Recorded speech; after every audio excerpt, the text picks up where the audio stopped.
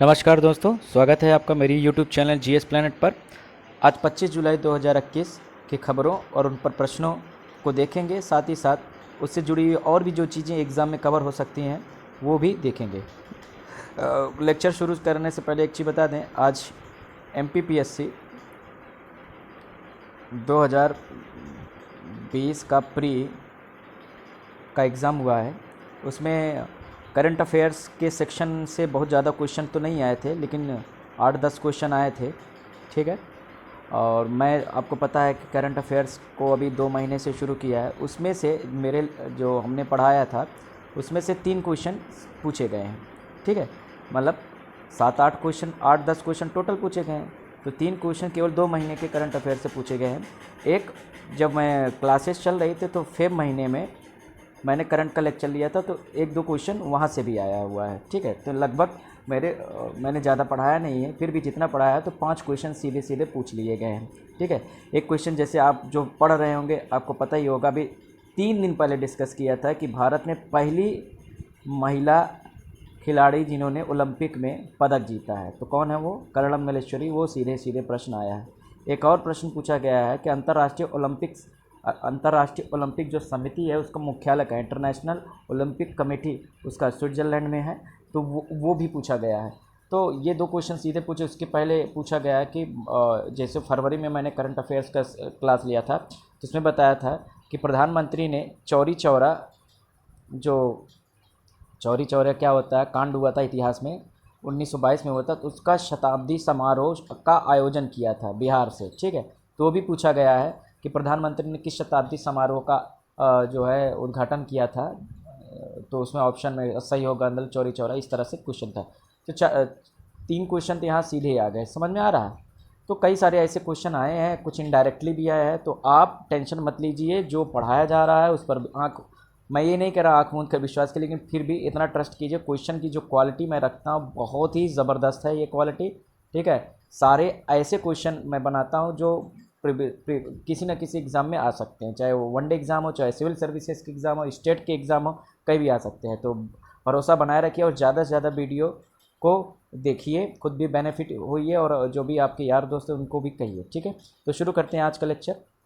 पहला क्वेश्चन है कि ऑल इंडिया फुटबॉल फेडरेशन द्वारा किसे 2021 का बेस्ट महिला फुटबॉलर का अवार्ड दिया गया या चुना गया है? Who has been named as best women footballer of 2021 by all India federation. अभी ये क्वेश्चन कल भी था, लेकिन यहाँ पर बस अंतर ये था कि वहाँ पर मेल फुटबॉलर किसे मिला था, किसे चुना गया था? संदेश झिंगन जी को। संदेश झिंगन को क्या हुआ था? Male best footballer of the year घोषित किया गया था। तो अभी आपको फीमेल में बताना है। तो सही आंसर क्या है? बाला देवी, जो कि मणिपुर की खिलाड़ी हैं, जो है इनको बेस्ट फुटबॉलर ऑफ ईयर 2021 घोषित किया गया। एक और क्वेश्चन यहाँ पे बन सकता है, दूसरा क्वेश्चन कि इमर्जिंग प्लेयर ऑफ 2021, समझ में आया? इमर्जिंग प्लेयर का मतलब होता है उभरता हुआ खिलाड़ी।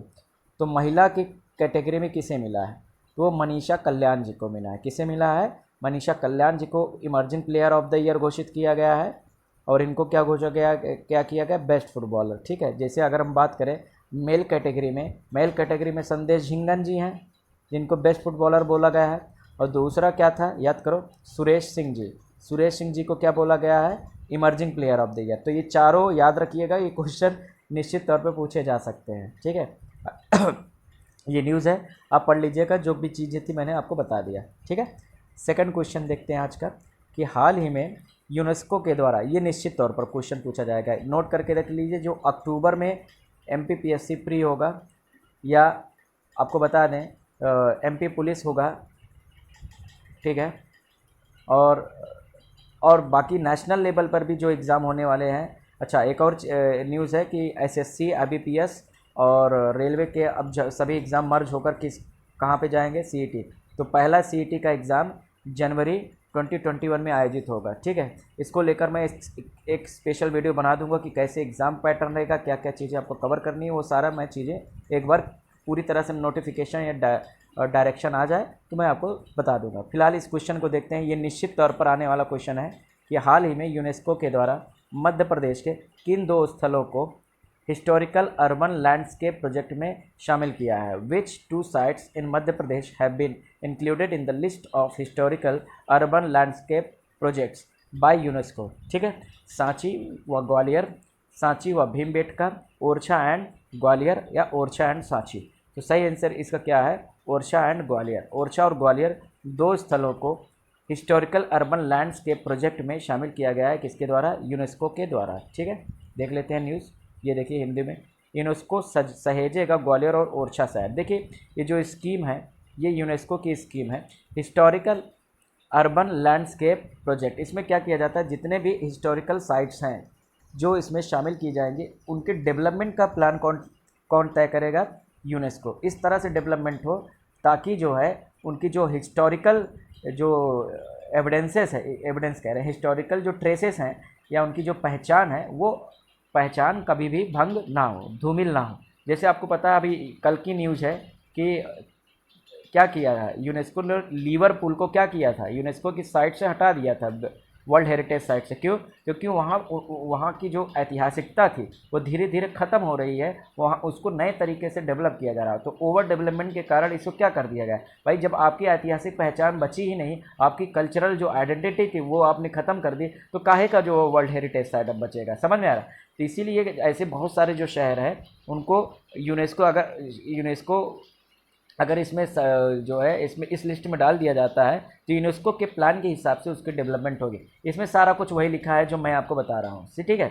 जो मैं बोलता रहता हूँ वो ज़्यादातर चीज़ें यहाँ पे लिखी रहती है, ठीक है। इसको अगर लाइन बाय लाइन पढ़ोगे तो मेरी बात आएगी, भैया 2 शहर इंक्लूड कर दिए गए हैं जिस अब यूनेस्को के देख रेख में उसका डेवलपमेंट होगा, समझ में आ रहा है, ठीक है। एक और चीज़ है, क्या ये पहला शहर है जो भारत के पहले शहर हैं? नहीं, इससे पहले अजमेर और वाराणसी को भी इस लिस्ट में शामिल किया गया है। तो साउथ एशिया से अब टोटल कितने हो गए, कितने शहर हो गए हैं साउथ एशिया से, टोटल 7 और 8 यानी 8 शहर हो गए जो इस लिस्ट में शामिल हैं। भारत के कुल कितने शहर हैं? भारत के 4 हैं। कौन कौन?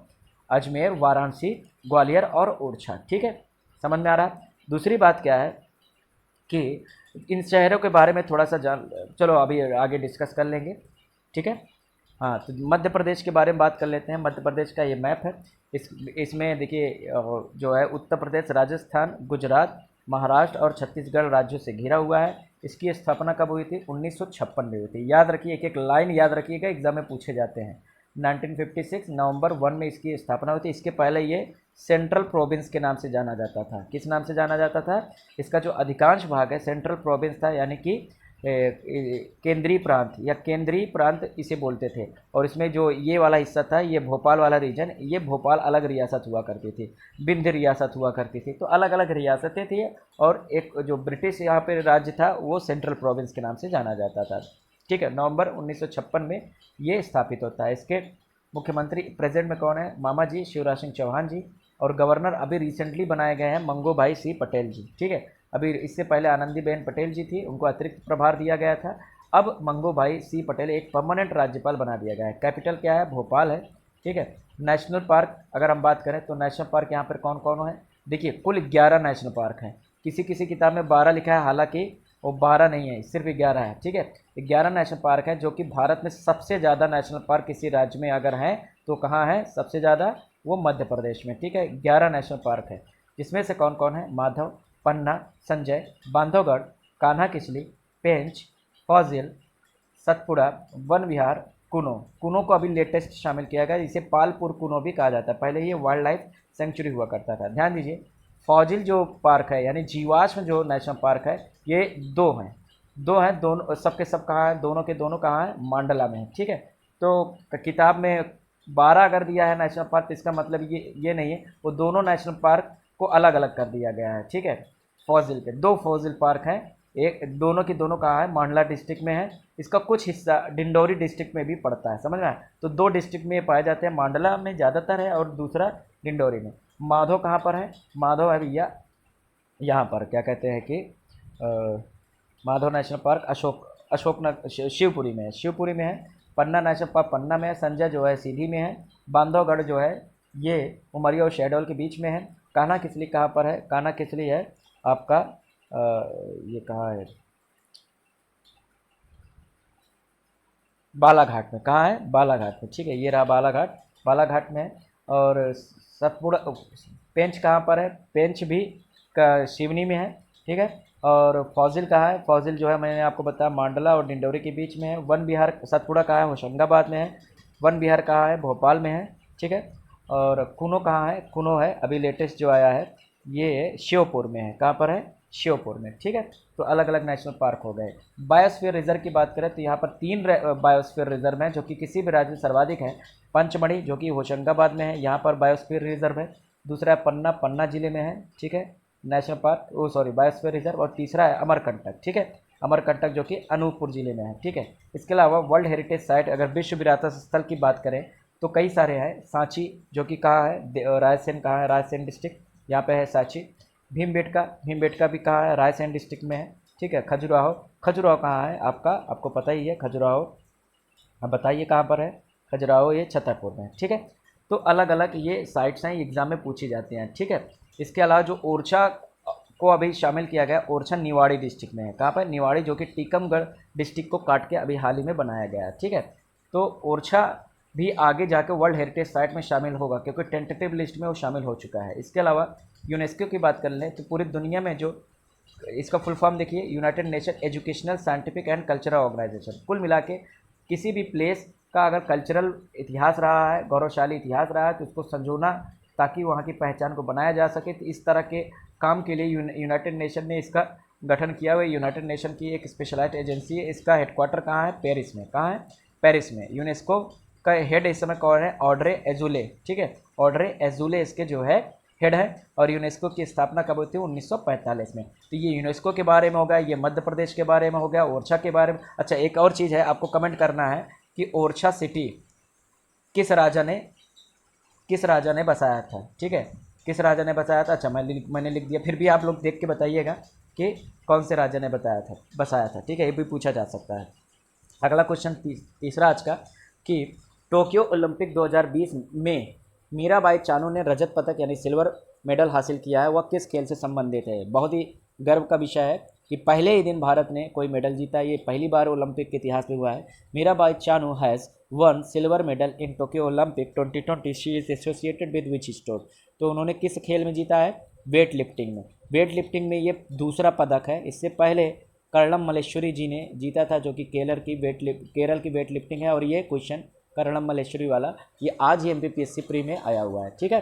तो ये हो सकता है अगली बार ये क्वेश्चन आ जाए, ठीक है। बदल के आ सकता है, सीधे नाम पूछ सकता है कि वेट लिफ्टिंग में सिल्वर पर। अच्छा, वेट लिफ्टिंग पहली बार किसी ने सिल्वर मेडल जीता है? मीराबाई चानू ने। ये पहली महिला है जिन्होंने सिल्वर मेडल जीता है। किसमें? Weight lifting. कर्णम मल्लेश्वरी जी ने क्या जीता था? ब्रॉन्ज जीता था। ब्रॉन्ज का मतलब होता है कांसे का पदक। वो तीसरे रैंक पे थी, ये दूसरे रैंक पे थी, ठीक, समझ में आ रहा है? तो ध्यान दीजिए, एक एक शब्द पढ़िएगा एग्जाम में। अगर पूछा जाए पहली महिला जिसने रजत पदक जीता है वेट लिफ्टिंग में, तो मीराबाई चानू है। लेकिन अगर ये लिखा रहे, केवल पदक लिखा रहे, तो कर्णम मल्लेश्वरी, ठीक है। दूसरी बात, ये देख लीजिए, ये न्यूज़ है, आप पढ़ लीजिएगा, किसको किसको हराया, किससे वो हारी, क्या है क्या है, ये सब नहीं पूछा जाता है, बस आपको नाम पता होना चाहिए, ठीक है। अगला चौथा क्वेश्चन आज का, आयकर दिवस प्रतिवर्ष कब मनाया जाता है? Income tax day is observed on which day? 21 जुलाई, 22 जुलाई, 23 जुलाई या 24 जुलाई? तो ये प्रतिवर्ष 24 जुलाई को मनाया जाता है आयकर दिवस। क्यों मनाया जाता है और देख लेते हैं। देखिए, भारत में इनकम टैक्स की शुरुआत कब हुई? ये क्वेश्चन इतिहास में पूछा गया है, ठीक है। इनकम टैक्स की शुरुआत होती है बच्चा 1860। कब? 1860 से पहली बार भारत में इनकम टैक्स लागू किया गया था। किस व्यक्ति ने लागू किया था, ये भी एग्जाम में पूछा जाता है। उसका नाम था जेम्स विल्सन। और जेम्स विल्सन से रिलेटेड एक और प्रश्न है कि ये पहले ऐसे व्यक्ति हैं जिन्होंने भारत में बजट पेश किया था, ठीक है। आपसे पूछ लिया जाएगा भारत में बजट पेश करने वाला पहला व्यक्ति कौन है? James Wilson. लेकिन पहला भारतीय जिसने बजट पेश किया था, वो आपको कमेंट बॉक्स में बताना है कि पहला ऐसा कौन सा भारतीय था जिसने बजट पेश किया, ठीक है। पहले तो ये हो गया जेम्स विल्सन 1860 में, और इसी बजट में पहली बार इनकम टैक्स की अवधारणा को पेश किया गया था। The concept of income tax was introduced by James Wilson in 1860 while presenting first budget of India, ठीक है। तो जेम्स विल्सन का नाम याद रखिएगा, 1860। तो इस साल कौन सा वाला हो गया? 161वां आयकर दिवस मनाया जा रहा है, समझ में आ रहा है, ठीक है। CBDT का मतलब क्या होता है? Central board of direct tax. मतलब ये वो बोर्ड है जो डायरेक्ट टैक्स यानी इनकम टैक्स को कलेक्शन की जिम्मेदारी लेती है, ठीक है, समझ में आ रहा है। अगला क्वेश्चन, आज का लास्ट क्वेश्चन, पांचवा, कि भारत की सबसे बुजुर्ग छात्रा भागीरथी अम्मा का देहांत हो गया, वह किस राज्य की महिला थे? Recently the oldest learner of India Bhagirathi Amma passed away, she belong to which state? तो वो केरल की थी। जाहिर सी बात है, इस तरह की चीज़ें, शिक्षा से जुड़ी हुई ज़्यादातर चीज़ें आपको देखने का मिलती है केरल। देख लेते हैं क्या है न्यूज़। देखिए ये है, इन्होंने क्या किया था जब ये 105 साल की थी, अभी इनका देहांत हुआ कब? 107 साल में, 2 साल पहले यानी 2019 में जब ये 105 साल की, तब इन्होंने 4th स्टैंडर्ड को पास किया था। समझ में आया? 4th standard. तो सब भारत की सबसे बुजुर्ग महिला थी जो किसी स्कूल के स्टैंडर्ड में एग्ज़ाम दिए थे, और 275 में से ये 205 मार्क्स लेकर आई थी। ठीक है, और इनकी इस अचीवमेंट पर खुश होकर प्रधानमंत्री मोदी जी ने भी इनकी तारीफ़ की थी। ठीक है, और इनको महिला सशक्तिकरण का एक पोस्टर विमेन बनाया गया था कि महिला सशक्तिकरण ऐसे ही आएगी जब तक आपके अंदर सांस चल रही है, जब तक आप जीवित हो, आपको सीखते रहना है, और इसी का ये प्रतीक थी। ठीक है, ये कोल्लम जिले के प्रकुल्लम नाम की गांव में रहने वाले थे। वही पेरुकुलम, याद आया? पेरुकुलम अभी न्यूज़ में थी। किस लिए न्यूज़ में थी पेरुकुलम इसलिए न्यूज़ में थी बच्चा 2 दिन पहले, इसे विलेज ऑफ बुक घोषित किया गया है, समझा? हाँ, तो 2 न्यूज़ मिल गए पेरुकुलम से, पेरुकुलम विलेज ऑफ बुक। और यहीं पर कौन थी? भागीरथी अम्मा, जो कि समझ में आया 105 साल की उम्र में साक्षरता परीक्षा इन्होंने उत्तीर्ण की थी। तो एग्जाम में पूछा जा सकता है। ठीक है, और केरल के बारे में थोड़ा जान लेते हैं। केरल जो कि भारत के दक्षिण में स्थित एक राज्य है, सबसे दक्षिण में नहीं है, सबसे दक्षिण में तमिलनाडु है। देखो कन्याकुमारी तमिलनाडु में। केरल को देखो known as God's own land भी कहा जाता है, भगवान का घर भी इसे कहा जाता है। ठीक है, कहते हैं इसे। ठीक है, हाँ, अब भगवान वहाँ रहते हैं कि नहीं रहते हैं ये अलग विषय है। वैसे तो भगवान अगर है कहीं तो हर जगह है, नहीं तो नहीं है। ठीक है, कैपिटल इसके तिरुवनंतपुरम है। इसके सीएम कौन है? पिनराई विजयन। इसके गवर्नर कौन है? मोहम्मद आरिफ खान। नेशनल पार्क यहाँ पर 3 प्रमुख हैं। एक है साइलेंट वैली, जिसे शांत घाटी भी कहा जाता है, एराविकुलम और पेरियार। तो 3 बहुत महत्वपूर्ण जो है यहाँ पर नेशनल पार्क है। बायोस्फीयर रिजर्व यहाँ पर कौन है? अगस्त्यमलाई। वर्ल्ड हेरिटेज साइट कोई है केरल में? नहीं, इंडिविजुअली नहीं है। वैसे पूरा जो वेस्टर्न घाट है उसी को क्या वर्ल्ड हेरिटेज साइट घोषित किया है, जबकि वेस्टर्न घाट का प्रसार केरल, कर्नाटक, तमिलनाडु, महाराष्ट्र, गोवा इन राज्यों में भी हुआ है। ठीक है, इसीलिए केरल में एकमात्र कोई नहीं है, हालांकि इससे रिलेटेड है। ठीक है, केरल के में एक और क्वेश्चन पूछा जाता है कि यहाँ पर एग्जैक्टली इस जगह पर क्या है? इलायची पर्वत है, जिसे इंग्लिश में कार्डमम हिल्स भी कहा जाता है। यहाँ पर इलायची की खेती होती है, ये भी कई बार एग्जाम में पूछा गया है। ठीक है, तो ये थे केरल के बारे में 5 क्वेश्चन आज थे, 5 को हमने डिस्कस किए। बहुत ही ज़्यादा इंपॉर्टेंट क्वेश्चन थे, इनको दोबारा पढ़ लीजिएगा, वीडियो को दोबारा देख लीजिए, स्पीड बढ़ा के देख लीजिए, बार बार शेयर कीजिए। ठीक है, बहुत अच्छा रिस्पांस आ रहा है आप लोगों का, ऐसे ही मेंटेन करते रहिएगा, वो वीडियो को शेयर करते रहिएगा। ठीक है, PDF आपको डिस्क्रिप्शन में लिंक मिल जाएगा, उसे डाउनलोड करके रख लीजिएगा। ठीक है, जैसे ही महीना खत्म होगा मैं पूरे महीने का रिवीजन कर दूंगा, जैसे पिछली बार मैंने जून महीने में किया था। तो आपको टेंशन लेने की ज़रूरत नहीं, सिर्फ पढ़ाई करने की ज़रूरत है, आपको इंस्ट्रक्शन को फॉलो करने की ज़रूरत है। थैंक यू, आज के लिए इतना ही।